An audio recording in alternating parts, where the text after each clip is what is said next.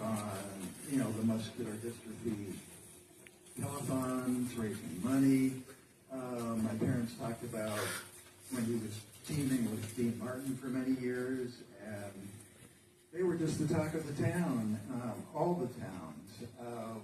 It's been said that 3 entities that all Americans knew by heart were Elvis, Sinatra, and Martin and Lewis. They had a falling out at some point, then kind of came back together, et cetera, et cetera. Jerry was known for, as he put it, this wacky, wild persona that would just break out and trash social norms. And in his mind, he was still a bratty 9-year-old boy when he was in that mode. He was a really bright man, a student of many things, history and cinema. He directed some of his own films. I would highly recommend The Nutty Professor if you've never seen it. Oh, wow. It's really a lot of fun. He taught film at USC, and he said that, compared to his whole career, was the most rewarding thing he ever did with his life. Wow. Ryan made me aware that 2 days ago was Jerry's 100th birthday. What? Which I didn't know. And as David Lynch always said, things happen when they're supposed to, and I had no inkling of that, when I programmed the movie. Jerry died in 2017 in Las Vegas, highly appropriately. Anyway,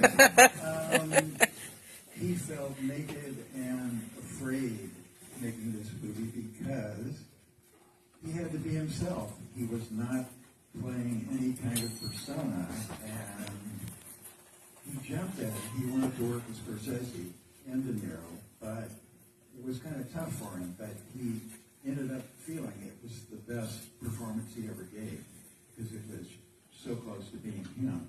He really was known as the king of comedy in those days. He guest hosted Johnny Carson's Tonight Show 52 times, something like that. So it was natural for Marty to think, I got to get Jerry Lewis. Who else could play this part?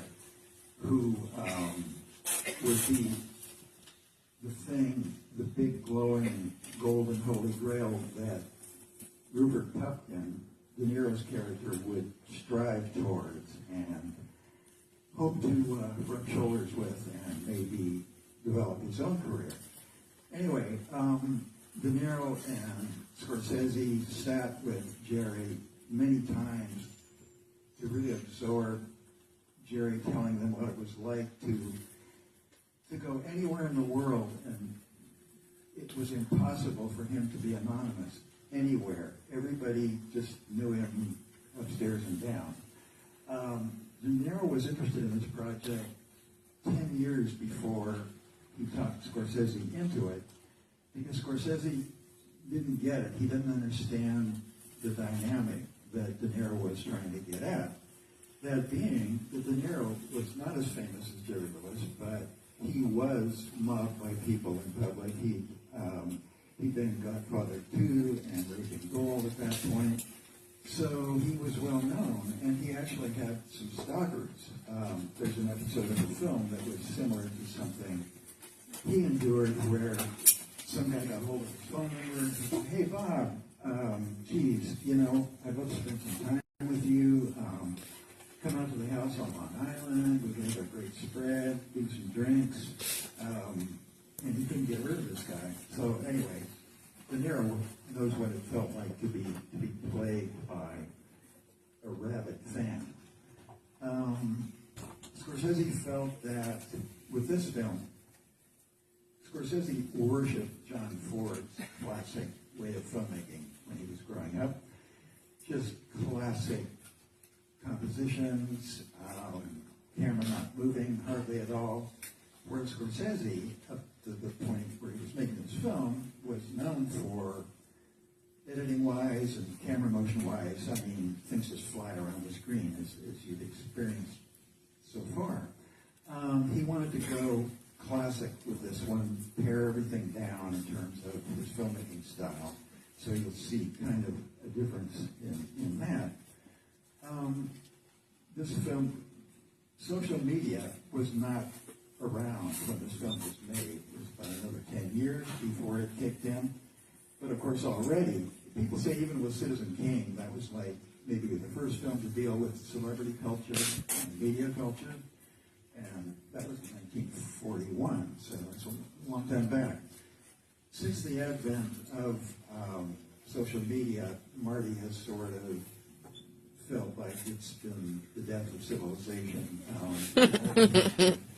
Sliding downhill ever since, and Andy Warhol said everybody someday will be famous for 15 minutes. I mean, now you can be famous 24/7 while you're asleep, even your stuff can be circulating and checked out by an eager populace.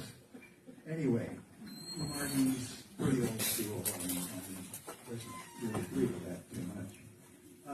This film was very influential.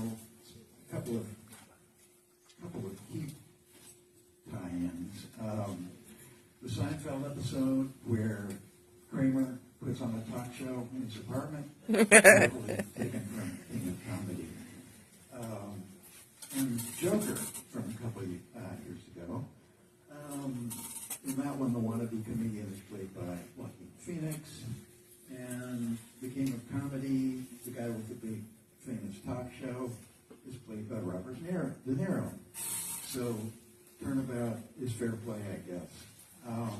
Another turnabout is Scorsese now, with his daughter, is a TikTok star. No way. They make these really sweet, funny little things around the house, and, you know, she criticizes of movies and scowls at her and stuff like that. Yeah, it's really pleasant. And you may have picked up in the last couple of years where Marty gained some enemies by totally running down franchise filmmaking, you know, the Marvel Universe, etc. Marty is going to play in the next Star Wars movie. No way. An animated character, so we'll stay tuned for that. Given all that, and Marty's Italian heritage, the great Dante in the 14th century had it right. It really is a divine comedy. Thanks a lot.